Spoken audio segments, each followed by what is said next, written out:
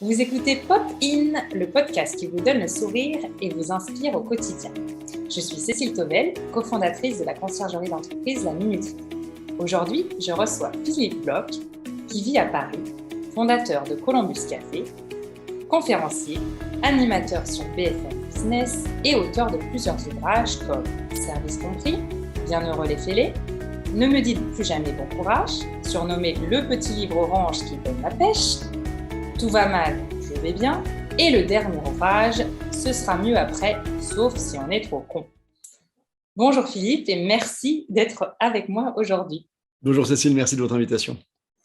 Alors, la première question que j'ai pour vous Philippe, c'est qu'est-ce qui vous donne la pêche dès le matin? Qu'est-ce qui vous donne de l'énergie? Wow, on commence très fort. Tout simplement et sans doute de manière absolument banale, aimer ce que je fais chaque matin et choisir ma vie. C'est-à-dire que depuis que je travaille, à part 3 années, ça fait longtemps, à part 3 années salarié d'une très belle entreprise de médias qui s'appelait le Groupe L'Expansion, qui était un magazine économique, j'ai choisi d'être un homme indépendant. On est libre, on n'est jamais totalement libre parce qu'on a tous des clients, des emmerdes, etc. Mais d'être indépendant, de choisir ma vie avec ses risques d'entrepreneur. Mais donc, c'est ça qui me donne la pêche, c'est que je ne peux m'en prendre qu'à moi-même. Si je ne suis pas heureux de me lever le matin, c'est un bonheur absolument indescriptible. Super.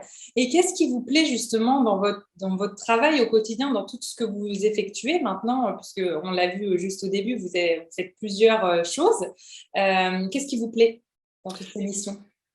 Je crois qu'effectivement, ce que vous avez décrit comme un parcours de slasher, en fait, je suis vraiment un slasher, mais depuis toujours, je n'ai pas attendu D'accord. que ce soit à la mode pour le devenir, puisque tout au long de mes années, quelles qu'elles étaient d'ailleurs, avec de difficultés, de succès, etc., j'ai eu les deux. J'ai toujours eu en parallèle deux vies, en fait.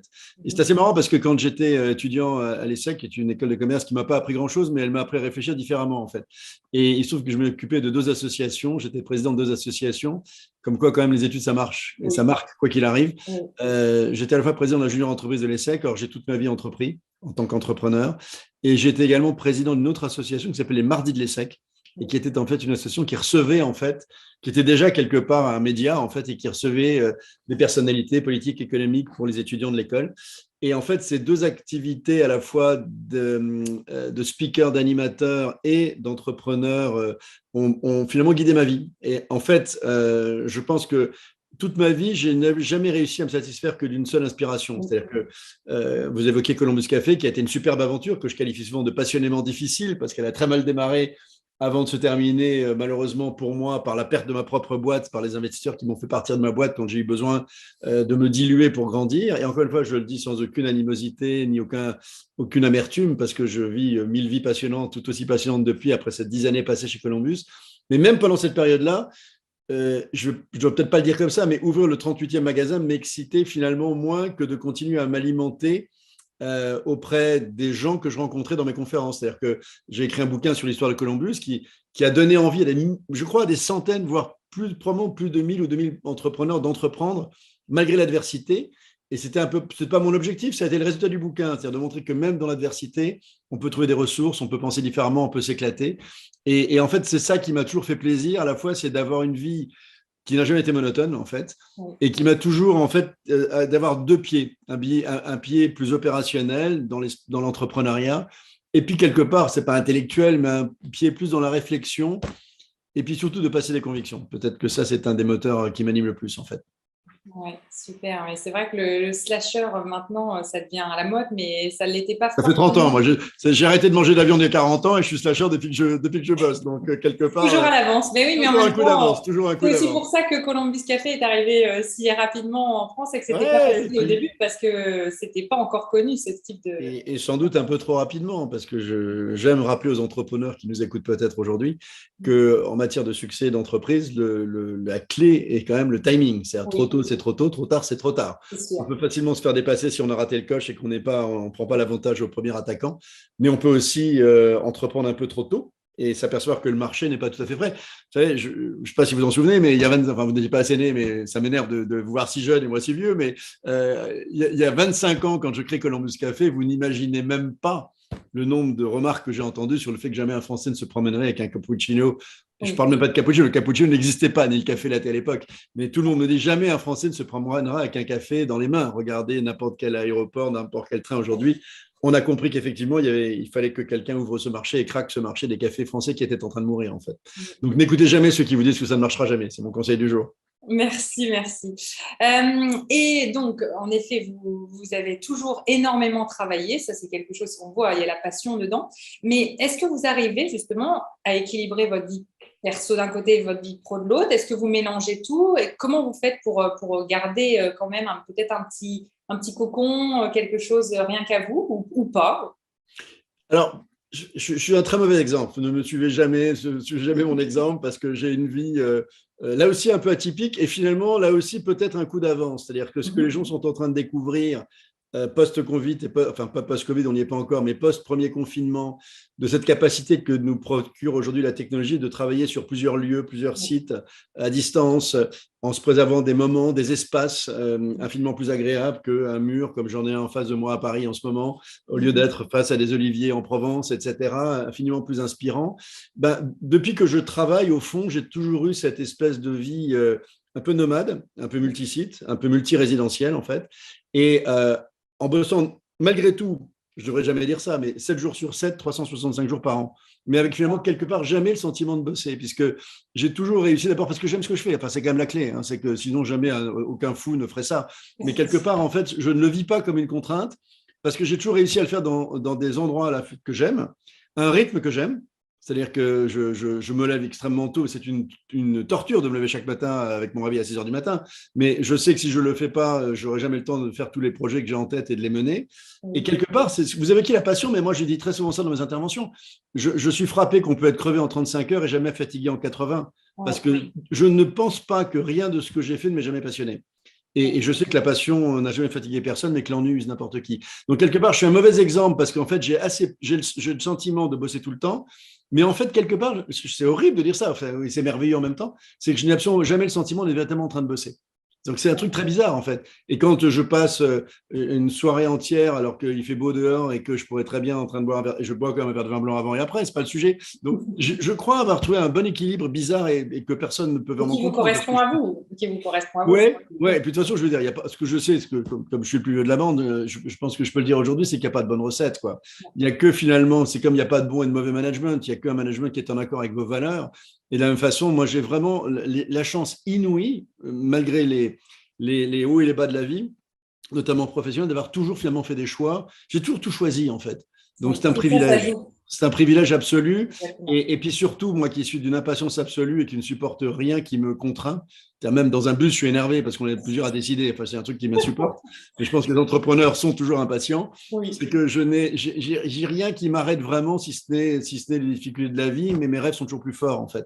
Donc, quelque part, cette espèce de sentiment de liberté que donne l'entrepreneuriat, en fait, parce que c'est ça que ça procure. Malgré les emmerdes, malgré les difficultés, malgré les retournements, vous êtes in charge, en fait, vous contrôlez votre vie. Ça, c'est un truc inouï sur lequel la fatigue n'a pas de prise, en fait. Donc oui, je suis un très mauvais exemple, je fais assez peu de sport, pas assez, même si j'adore ça. Par contre, vous voyagez beaucoup, je crois que vous êtes parti souvent aux États-Unis. Bah, oui, j'ai un peu un pied aux États-Unis depuis toujours, mon épouse est américaine, on a une base là-bas, j'y suis régulièrement, moins de... Et ça peut sans doute contribuer à l'équilibre, en fait, finalement. Oui, parce que d'abord, parce que là-bas, moi, je suis un homme heureux, parce que je termine ma journée à 18h avec la France et je la commence aux États-Unis à partir de 18h. Et donc, à partir de là, j'ai une double vie, en fait. De toute façon, j'ai toujours eu des doubles vies officielles, je vous rassure, mais j'ai eu toujours plusieurs vies en même temps. Non, moi, j'ai toujours su me préserver, en fait, avec un rythme absolument dingue, des moments de bonheur, des moments de respiration, des moments où effectivement je suis tellement heureux de regarder le soleil, le ciel bleu et les oliviers que rien ne me fatigue en fait. Non, c'est un privilège. Je crois que je suis un peu privilégié comme garçon. C'est bien de s'en rendre compte, c'est ça. J'ai beaucoup bossé aussi pour le mériter, donc j'assume. Exactement. Tout à fait. Et donc, à nos auditeurs, est-ce que vous auriez des méthodes et astuces pour gagner du temps au quotidien, quand même? Est-ce que vous levez plus tôt pour gagner du temps? Non, je crois qu'il n'y a pas de miracle. Hein. Je crois que le travail, si je me levais à 10 heures, je serais infiniment moins efficace. Hein. Quand je commence, les autres commencent leur journée, moi, je suis prêt à l'attaquer complètement et tout est fait. Il n'y a pas de miracle. Je déteste me lever tôt. Enfin, depuis que je suis né, c'est un cauchemar. Mais en même temps, je n'aurais rien pu faire dans ma vie si je ne m'étais pas levé à 6 heures du matin ou à 5 heures du matin tous les matins. Je crois qu'on voit une différence majeure entre ceux qui démarrent tôt et ceux qui démarrent tard. Et je travaille tard aussi, donc je couvre les deux spectres. Mais pour autant, on est quand même plus efficace le matin. Non, je suis extra. Vous savez, j'ai eu la chance immense, quand j'ai commencé ma vie professionnelle de salarié, pour le coup, d'être à l'Expansion, qui était un magazine créé par Jean-Louis Servan-Schreiber, qui est un homme extrêmement talentueux, qui avait inventé une méthode de gestion du temps. Il m'a inculqué une espèce d'obsession de l'organisation, de la planification, de la gestion de mon temps, du respect des heures. Je n'ai jamais de ma vie été en retard d'une minute à un quelconque rendez-vous. J'ai eu 12 accidents de scooter, je n'ai jamais eu de voiture de ma vie, je n'ai jamais eu d'assistante de ma vie, je fais tout moi-même, alors que je mène plein d'activités. Mais encore une fois, c'est le travail. Et ça relie ce qu'on se dit. La plupart des gens qui vous écoutent vont dire un mec complètement fou. Mais je répète, je ne le vis pas comme un drame de bosser comme une brute. J'aime ça et j'y prends du plaisir. Ça ne m'empêche pas d'avoir des tonnes de potes, d'aimer la fête, de prendre des vacances. J'adore les vacances, j'adore être loin de Paris, de profiter de beaux endroits dans le monde entier, etc. Mais encore une fois, le message que je veux adresser, c'est que tout le monde aujourd'hui recherche son why, la quête de sens, c'est sur toutes les bouches en ce moment. Qu'est-ce qui nous fait nous lever le matin? Je crois que quand on l'a trouvé très tôt, comme j'ai eu la chance de le faire, ça résout à peu près la plupart des problèmes. La seule chose que je ne maîtrise pas, c'est la santé. Le reste finalement, tant qu'on est dans le choix, quand on est dans rien de subi, votre vie est merveilleuse. Quelle qu'elle soit, encore une fois, avec les emmerdements. Vous avez un emmerdement, ok, mais tu l'as choisi, Coco. Donc, ne nous emmerde pas. Non, mais c'est très important. C'est vrai. C'est vrai qu'à nous, entrepreneurs qui choisissons beaucoup de choses, c'est bien de se rappeler, bah oui, mais tu l'as choisi. Donc, moi, j'ai plein de potes, en fait, qui sont beaucoup plus inquiets que moi sur leur avenir. Pour une raison simple, c'est que beaucoup de leurs décisions, de décisions qui vont impacter leur vie ne dépendent pas d'eux. On dépend d'un patron, de rachat d'une boîte, d'un patron qui est un actionnaire. Quand l'entrepreneur, il décide de tout, alors il fait des conneries, j'en ai fait plein, mais au moins il ne peut le reprocher à personne que lui-même. C'est un vrai soulagement, une vraie libération. Vous êtes Ode à l'esprit d'entreprise. Voilà, j'ai fait mon appel à l'esprit d'entreprise. Oui, clairement. Mais vous prêchez une convaincue. Du coup, je sais, c'est pour ça que je me permets. Vous êtes quelqu'un de passionné. Est-ce que vous êtes engagé pour quelque chose? Il y a une cause ou une association qui vous parle plus qu'une autre, ou est-ce que... Aucune, mais j'ai passé ma vie à changer plein de choses. D'accord. Je vous assure, j'ai passé ma vie sans même m'en apercevoir, en fait. Et je m'en aperçois avec un peu les années qui passent. Mon premier bouquin, Service compris, c'est en 86. Vous n'étiez peut-être pas né, mais en tout cas, je peux dire que c'était le premier bouquin qui parlait du client. C'était un best-seller incroyable, 500 000 exemplaires. Je ne suis jamais nulle part dans aucune réunion, quelle qu'elle soit, sans quelqu'un me raconte combien ce bouquin a influencé sa façon d'entreprendre, de gérer des clients, de manager, etc. Après, il y a eu Bienheureux les fêlés. Columbus Café, je me fais virer et je raconte l'histoire de la merveilleuse histoire de Columbus. Et je dis, vous voyez, tout ce qu'on peut faire malgré l'adversité et le plaisir d'entreprendre, ça a créé des tonnes d'entrepreneurs. Et ils me l'ont dit. Après, j'ai passé 15 ans sur BFM Business avec une émission consacrée aux entrepreneurs. À nouveau, des tonnes de gens, je les rencontre, j'ai écouté votre émission tous les week-ends, ça m'a donné envie d'entreprendre. Après, je suis énervé par les Français et leur pessimisme légendaire. J'écris ce bouquin, ne me dites plus jamais bon courage. Et là, je rencontre tous les jours des jeunes qui me disent, ils ont 13-14 ans, ils me disent, votre bouquin m'a éclairé sur pourquoi il faut arrêter d'être pessimiste. Et je me dis, là, j'ai fait le job aussi. C'est une cause comme une autre. Oui, tout à fait. Et puis aujourd'hui, bizarrement, je me retrouve empêtré dans le numérique. C'est-à-dire de plus en plus, il y a mon émission Connect ta boîte en ce moment qui va passer bientôt, on fait la saison 2. J'ai animé plein de trucs sur le numérique et en fait, je suis en train de promouvoir aujourd'hui le numérique chez les TPE, PME, etc. Donc, j'ai comme ça, en fait, malgré moi, en fait, participé à être un passeur, en fait, de plein d'idées, de convictions, de tendances, et ça remplace, je crois, peut-être pas aussi bien, mais un engagement dans une association, parce que je crois que ça fait bien le job sur ces thématiques de sens du client, de l'esprit d'entreprise, de la capacité à prendre des risques, de lutter contre la nostalgie, de lutter contre la peur, etc. Mon bouquin, ce sera mieux après, il était fait pour ça aussi, d'imaginer comment, sur ce qui vient de nous arriver, on peut imaginer un monde meilleur dans lequel on a envie de vivre ensemble. Parce que les Français, vous savez, ils ne sont pas malheureux, mais ils sont malheureux ensemble. Si le bouquin peut leur faire comprendre que si on était un peu plus heureux ensemble, ça irait mieux, j'ai fait un peu le job aussi. Donc, quelque part, je n'ai même pas eu le temps de m'occuper d'associations, mais je le fais un peu différemment. Mais alors, finalement, c'est à travers les livres que vous défendez. L'écriture et puis un peu les conférences, parce que j'ai dû faire 3500 conférences dans ma vie, donc j'ai eu l'occasion de passer ces convictions devant des publics extrêmement larges. Donc ça, c'est sympa aussi. Ouais. Tout à fait. Non, mais c'est tout à fait ce que je recherchais à travers cette question, c'était plus les causes que le mode voilà, parfois ça se traduit à travers les associations, mais finalement ça peut se traduire à travers des livres, des conférences. Oui, mais les livres, un livre, on ne se rend pas compte quand on se met à écrire un livre, d'abord ce qui va en sortir. Et on ne se rend absolument pas compte de ce que ça crée chez les gens. Et il y a un truc qui est formidable maintenant qu'on vit dans une époque où tout le monde peut contacter tout le monde. Quand j'ai écrit mon premier bouquin, c'était une époque où personne ne pouvait prendre contact avec un auteur de bouquin. Les éditeurs faisaient barrage, etc. Aujourd'hui, n'importe quelle personne qui achète mon bouquin peut, dans les 17 secondes, m'envoyer un mail, un texto, j'ai vu un ça SMS. justement dans votre livre, j'ai vu derrière que enfin même dès le démarrage de votre livre, tout est écrit, on peut vous contacter. Mais bien sûr, et c'est juste génial parce que du coup, on arrive à communiquer et à échanger, des gens qui vous demandent des conseils, des trucs. Alors, je réponds à presque tout le monde, mais c'est vrai que plus on est visible, et c'est un peu compliqué de répondre à tout le monde rapidement, mais je m'efforce de le faire. Et ça, on s'aperçoit qu'on crée des liens de manière extrêmement étonnante souvent. Et on se dit, quelque part, même si on en a aidé un seul à penser un peu différemment, à aller un peu mieux, on a fait le job. Oui, tout à fait. Est-ce qu'il y a une personne, un livre, une œuvre d'art qui vous inspire? Est-ce qu'il y a quelque chose en particulier qui vous inspire, ou quelqu'un? Quelqu'un, il y en a beaucoup, mais ce ne sont pas forcément des gens que vous connaissez, ce sont des gens qui ont marqué mon parcours d'entrepreneur. Ouais, il y a un monsieur qui est malheureusement décédé, qui était un peu un grand-père américain que je n'ai pas eu d'ailleurs, mais c'était un type qui était un des plus grands artistes américains que j'ai connu à l'expansion et que je voyais chaque fois comme mon grand-père américain quand j'allais aux États-Unis. C'est un monsieur qui avait 80 ans, passionné d'architecture. Moi, je suis passionné d'architecture et on avait des tas de passions en commun. Et il s'appelait John Peter. Et quand il est mort, d'ailleurs, il est mort la plus belle mort qui soit, d'une crise cardiaque dans un aéroport, à 90 ans, en train de voyager pour un nouveau projet, un nouveau bouquin qu'il était en train d'écrire. C'est le rêve. Et boum, ça s'arrête. Il était en train de travailler sur un nouveau projet. Il m'a beaucoup manqué parce que c'est un type dont la gentillesse, la bienveillance, la curiosité, l'énergie à son âge était absolument exceptionnelle.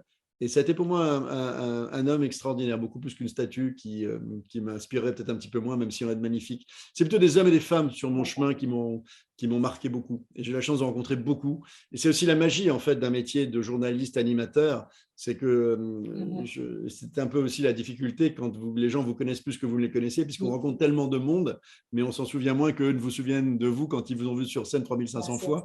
Donc, quelque part, c'est un peu une frustration, mais c'est un bonheur de ces rencontres multiples tout au long de ma vie professionnelle. Là aussi, c'est une chance inouïe et un enrichissement formidable. Ouais, merci pour ce partage. J'ai une dernière question pour une petite touche de légèreté. Est-ce que vous auriez une anecdote rigolote ou une expression française qui vous fait rire? Parce que vous parlez beaucoup dans les livres d'expressions qui ne vous font pas rire du tout. Qui m'énerve, oui.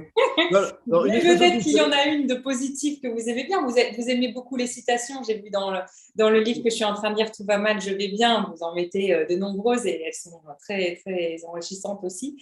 Est-ce qu'il y a quelque chose, oui, pour finir sur une mais il y en a tellement. Non, enfin, des phrases qui m'énervent, vous avez compris, il y en a plein. J'en ai fait un bouquin. La dernière que j'ai entendue, c'est je fais aller. C'est une expression inventée par un déprimé. Ça, c'est juste abominable. Mais des phrases qui m'excitent ou qui m'énervent. Non, moi, je pourrais me régaler. J'ai un bouquin dans mon salon de Coluche avec 8000 citations de Coluche, etc. Qui sont toujours aussi géniales, en fait. Il y en a à laquelle je pense. Vraiment, j'y pense. Je ne sais pas pourquoi maintenant, parce qu'il se trouve que je l'ai rouvert récemment. Et je crois que je l'ai mise d'ailleurs dans le bouquin que vous citez, dans Tout va mal, je vais bien, où je crois qu'il dit vivement demain pour que tout redevienne comme hier. Et je trouve que c'est un truc formidable parce que c'est une phrase tellement idiote de dire un truc pareil et qui correspond tellement à la philosophie actuelle de certains Français un peu déprimés qui n'ont pas envie de leur avenir, qui ferait bien d'y réfléchir à quel point elle est stupide et à quel point il faut avoir envie de l'avenir. Et peut-être la phrase qui est pour moi la plus importante, du coup, qui est une citation qui est très importante pour moi, qui était Jack Seguela d'ailleurs. Parce que, vous savez, quand les années passent, on se demande, est-ce qu'on aura envie de continuer à faire plein de projets? À quel moment on va essayer de vivre autrement, etc., etc. Il a là-dessus une phrase merveilleuse sur la vieillesse. Et il dit, on devient vieux quand vos regrets prennent le pas sur vos rêves. Et je trouve que c'est une phrase absolument merveilleuse que chacun de nous devrait apprendre à l'école et surtout jusqu'à la fin de ses jours, de réfléchir à un moment si on a moins de projets et plus de regrets, c'est qu'on commence à tirer sa révérence et qu'il faut se reprendre en main. Donc, voilà quelqu'un qui m'inspire. Tiens, et ça termine par une phrase. Et ben, c'est parfait, ça fait une pierre de coups. Merci beaucoup pour toutes ces réponses, Philippe. C'était vraiment un très bel échange. Je vous dis à bientôt et bonne suite pour les conférences. Bonne continuation Merci à à vous vous. tous. Et ne bossez pas trop, c'est pas forcément pour la santé, mais pour l'instant, ça se passe pas trop mal. À Bosser bientôt. avec passion, en fait, c'est ça, c'est faire les Bossez choses avec avec passion passion. et Euh, choisissez vos vies. Et si vous n'en êtes pas contente de celle d'aujourd'hui, changez-la. oui, merci encore, merci beaucoup.